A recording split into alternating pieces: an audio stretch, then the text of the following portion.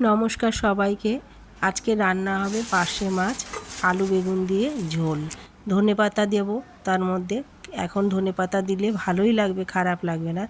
তা মাছ ধুয়ে নিয়েছি, মাছ ধুয়ে নিয়ে মাছ ভেজে নিচ্ছি। এবার বন্ধুরা লাইক করবেন, শেয়ার করবেন, কমেন্ট করবেন আর সাবস্ক্রাইব করবেন।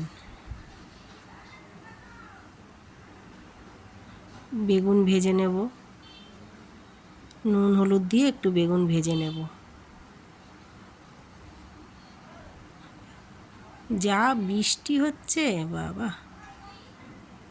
বেগুন ভাজা হয়ে গেছে। এবার আমি ফোড়নে সাদা জিরে দিয়েছি আর শুকনো লঙ্কা দিয়ে আলু ভেজে নেব।